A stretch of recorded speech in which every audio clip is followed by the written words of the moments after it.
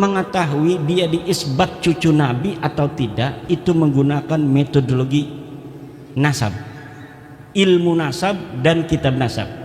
Secara kitab nasab mereka sudah hakul yakin kata Rama Irama bahwa mereka bukan cucu Nabi. Lalu ketika saya pernah mengungkapkan kata-kata yang enggak baik kepada Imam Al-Faqihil Muqaddam, itu baru tergoncang saya punya jiwa untuk mensahihkan nasab Alawi dari abad ke-5 Hijri sampai abad 15 Hijri sampai hari ini. Maka saya katakan, para habaib, ya, kami yang akan terdepan, antum duduk manis aja. Tapi tidak ada satupun nama-nama yang disebutkan ulama baik yang dibunuh maupun tidak dibunuh dari keluarga Ba'alwi. Kenapa? Karena memang waktu itu mereka tidak ada di tarikh. Perdebatan Ki Haji Amiruddin Utsman Al-Bantani dengan Tengku Qori merupakan sebuah perdebatan yang kita tunggu-tunggu saudara sekalian, di mana mereka akan beradu dalil kalau ini benar-benar terjadi, antara pembuktian apakah Faqih Muqaddam itu benar-benar ada atau tidak. Nah, kita bisa melihat dalil siapa yang paling kuat di sini. Nah, jadi mari kita sama-sama simak apa yang disampaikan oleh Ki Haji Amiruddin tentang ketidakadaannya leluhur para habaib yang menjadi fundamental ya di dalam penetapan nasab Ba'alwi ini. Oke, selengkapnya mari kita sama-sama simak video berikut. Silakan. Coba logis apa tidak orang yang mengaku cucu Nabi ini secara data di abad ke-9 Hijriah 895 Hijriah mengaku keturunan Nabi, kemudian mengurut nama-nama Ali bin Abu Bakar, namanya Asakron nih, 895 Hijriah. Nama saya Ali bin Abu Bakar bin Muhammad bin Abdurrahman Asgar bin Maula Dawilah bin Ali Sahibud Darak bin Ali Al-Ghayyur bin Faqih Muqaddam bin Ali bin Muhammad Sahib Mirbat bin Ali Qali Qasam bin Alwi bin Muhammad bin Alwi bin Ubaid bin Ahmad bin Isa. Ahmad bin Isanya 345 Hijriah. Sementara di abad-abad itu sudah banyak kitab nasab. Di abad keempat katanya Alwi ini hidup 400 Hijriah, berarti abad kelima. Di abad kelima sudah ada kitab Tahdhibul Ansab karya Al-Ubaidili 435 Hijriah. Tidak ada di sana mengatakan Alwi ini adalah cucu daripada Ahmad bin Isa. Ahmad bin Isanya disebutkan dia punya anak, kemudian keturunan sampai beberapa keturunan, tapi tidak menyebutkan Alwi ini buyutnya Rizik Syihab itu sebagai keturunan baginda Nabi besar Muhammad. Ada juga di abad kelima itu kitab Muntaqilah At-Talibiyah karangan Ismail Toba-Toba. Ismail Toba-Toba itu 470 Hijriah. Tidak menyebutkan juga bahwa Ahmad bin Isa punya anak namanya Ubaid. Ahmad bin Isanya disebut dia punya anak namanya Muhammad, dia punya anak namanya Ali, tapi tidak disebutkan dia punya anak namanya Ubaid. Kemudian kitab Al-Majdi 490 Hijriah karya Al-Umari tidak juga menyebutkan Ahmad bin Isa punya anak namanya Ubaid. Ubaid punya anak namanya Alwi yang jadi Ba'alawi itu nggak ada. Kemudian naik ke abad ke-6 yaitu 597 Hijriah karangan seorang pakar usul fikih Imam Fakhruddin Ar-Razi. Beliau juga seorang ahli tafsir, punya kitab tafsir Mafatihul Ghaib, punya berbagai macam kitab sejarah dan lain sebagainya. Idza utliqal imamu fi usulil fiqhi fal muradu bihi Imam Al-Ar-Razi. Kalau dimutlakkan nama al-imam, qala al-imam dalam kitab-kitab usul fiqh, itu maksudnya adalah Al-Imam Fakhrur Razi. Beliau menulis sebuah kitab berjudul Asy-Syajarah Al-Mubarakah wa hasala fihi anna aulada Ahmad bin Isa Al-Muqibin munhasirun fi salasati bani.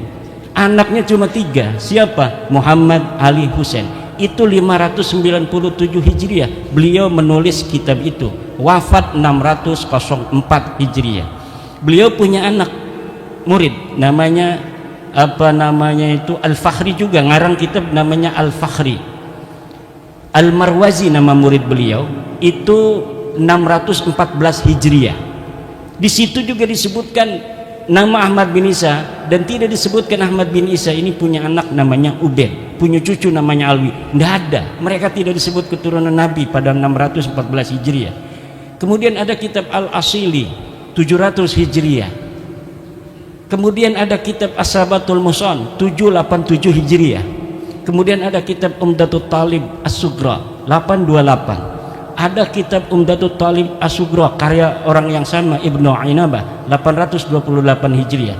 Sampai abad ke-8, abad 9 awal ini tidak ada orang yang menyebutkan ahli nasab itu bahwa Ba'alawi keturunan baginda Nabi besar Muhammad SAW. Padahal mereka sudah ada itu di abad 9 itu, mereka sudah mulai mengaku sebagai turun Nabi. Ali bin Abu Bakar As-Sakran ini sudah mengaku keturunan Nabi di abad 9. Tapi orang-orang Yamannya saja itu tidak ada yang mencatat mereka sebagai keturunan Nabi di abad 9 itu. Maka saya sebutkan ada 550 tahun kosongnya riwayat antara pengakuan dan orang yang diaku. Orang yang diaku 345 Hijriah, mereka mengaku 895 Hijriah. Hitung pakai kalkulator 550 tahun. Itu kalau kita mau kasihan. Itu versi kasihan itu 550 tahun itu. Versi yang tidak kasihan dalam ilmu nasab itu, dalam ilmu nasab, sebuah kitab sejarah la yuqaddamu bihalin ala ma yusbituhun nasabun.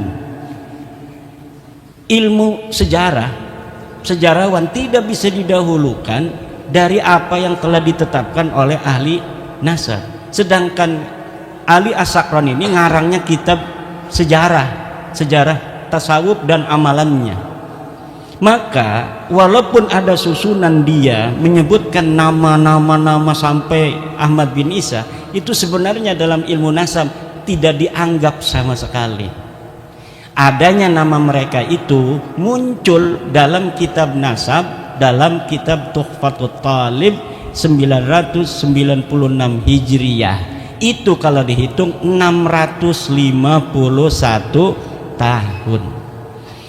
Cuma dalam kitab Tuhfatul Talib yang menyebut nama-nama mereka itu, Alwi sudah ada di situ tuh.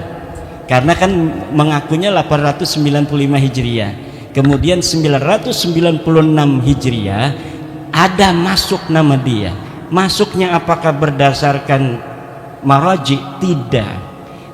Orang yang mengarang kitab itu Tuhfatul Talib namanya As-Samarqandi mengatakan, saya melihat fi ba'dit ta'aliq, dalam sebagian kertas-kertas ta'liq. Jadi bukan berdasarkan maraji dari kitab-kitab, tetapi berdasarkan apa yang dia temukan dari kertas yang ada di pinggir jalan. Dia nemuin aja, wah ada nih bin, masukin aja supaya kitab saya agak banyak lah. Itu hanya begitu saja. Di dalam ilmu nasab, ida urifal wadi'u intafal istidlal. Apabila ditemukan dan diketahui pemalsunya, maka istidlal itu hilang. Nah, kitab Tuhfatul Talib ini tidak bisa untuk dijadikan referensi.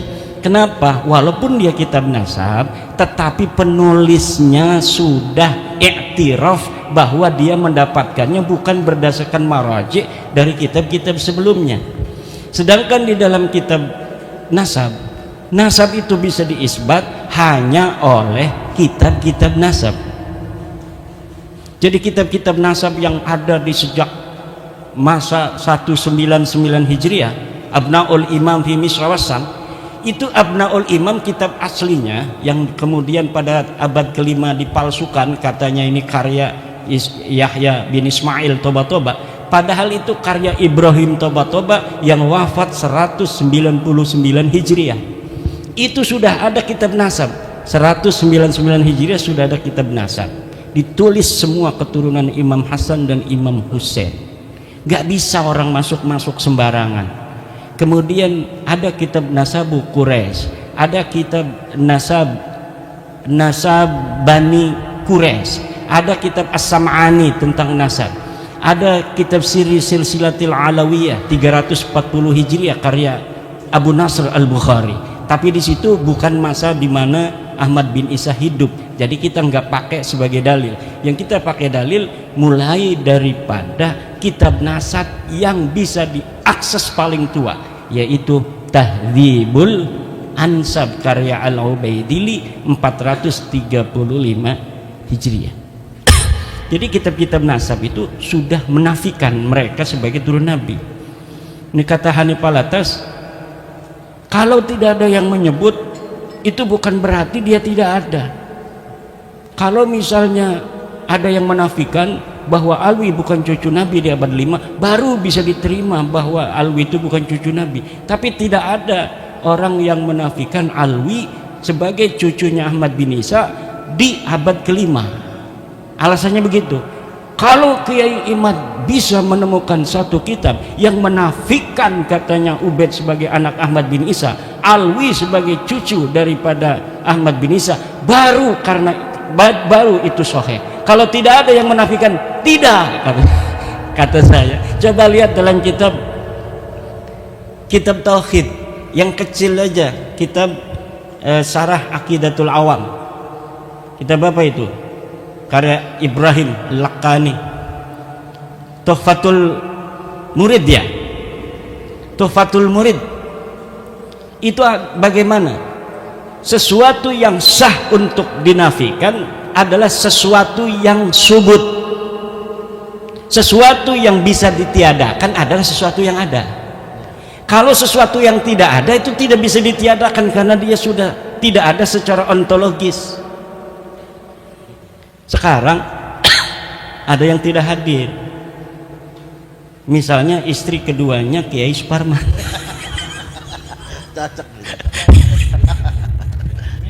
Istrinya ada, makanya saya candain. Misalnya Kiai Suparman punya istri 2, misal yang hadir cuma permaisuri, ada misalnya namanya Mesaro, misal.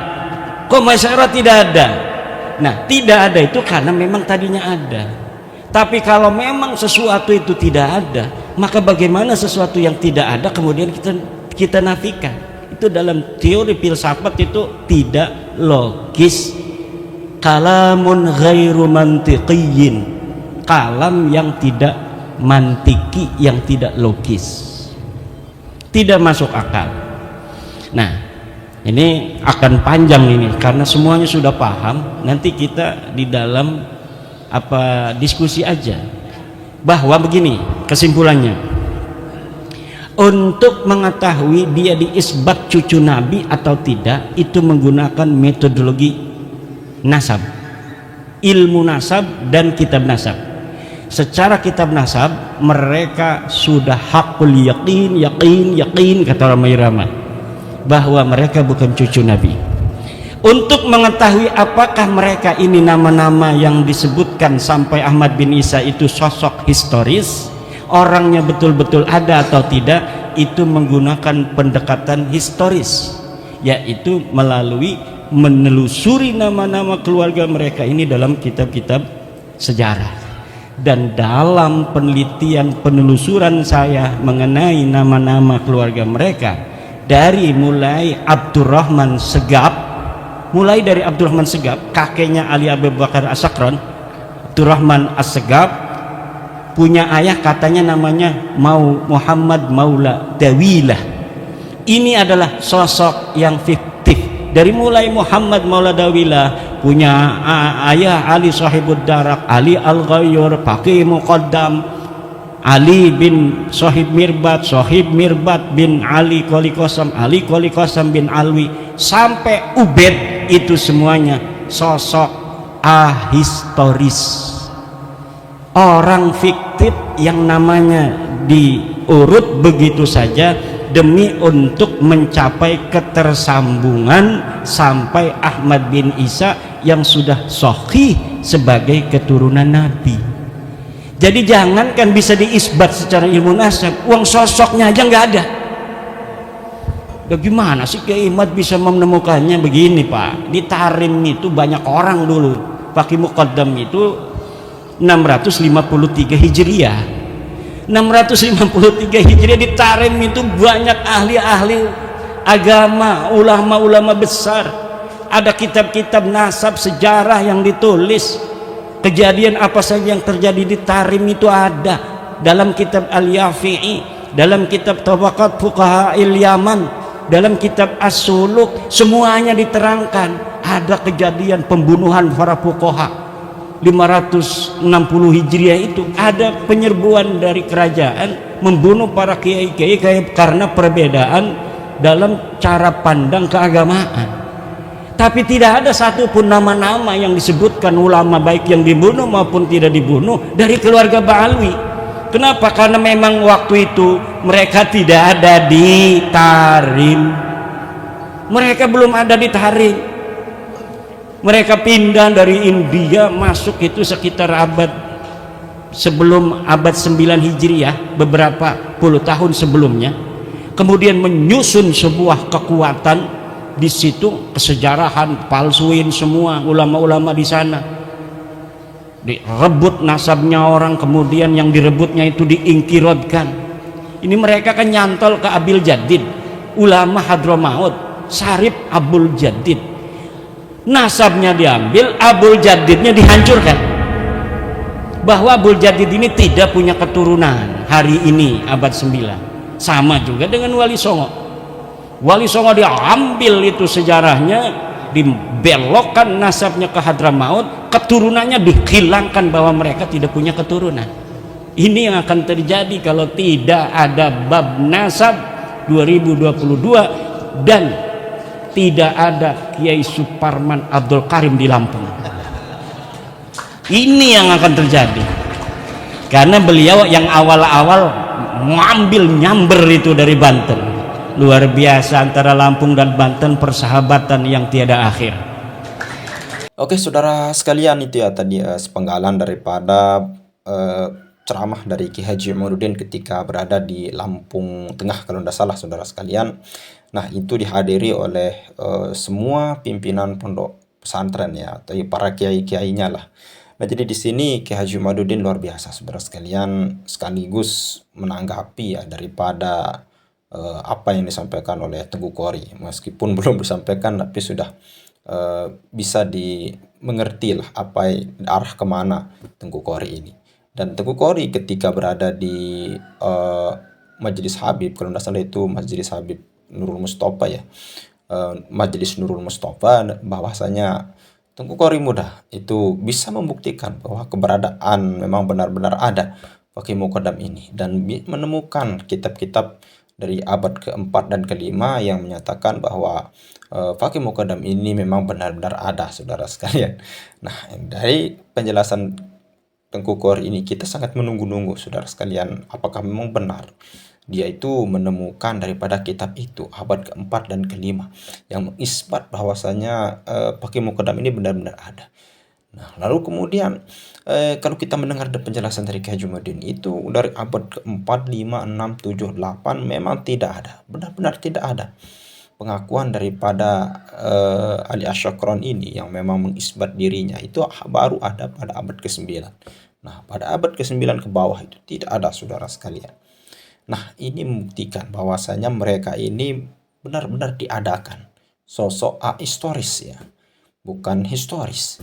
Nah ini adalah pelajaran bagi kita bahwasanya kita di dalam mencari ilmu, mendengarkan orang itu harus ada datanya saudara sekalian.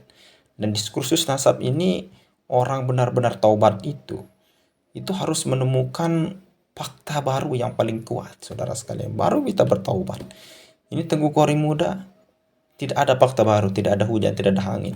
Saya rasa ini faktor kekecewaannya lah, tidak karena tidak digubris selama ini oleh Ki Haji Imaduddin ya, meskipun dia menganggap dirinya paling berjasa di awal-awal tesis Ki Haji Imaduddin. Namun kalau kita lihat dari berbagai macam perkataannya, ini tidak mencerminkan daripada PWI sama sekali saudara sekalian ya, sampai bilang ba'alwi jahannam dan sebagainya, itu sangat-sangat tidak elok sekali kalau kita lihat berada di barisannya Kiai Haji Umaruddin Utsman Al-Bantani. Kalau kita lihat di barisan Kiai Imad dan lain sebagainya, ya yang kayaknya yang paling yang paling mantap dan paling agak keras sedikit itu Gus Fuad, saudara sekalian. Ya kalau kayak lain itu kalem-kalem namun berilmu, saudara sekalian. Ya mungkin hanya ini saja yang bisa kita sampaikan, mudah-mudahan bermanfaat. Sekian, assalamualaikum warahmatullahi wabarakatuh.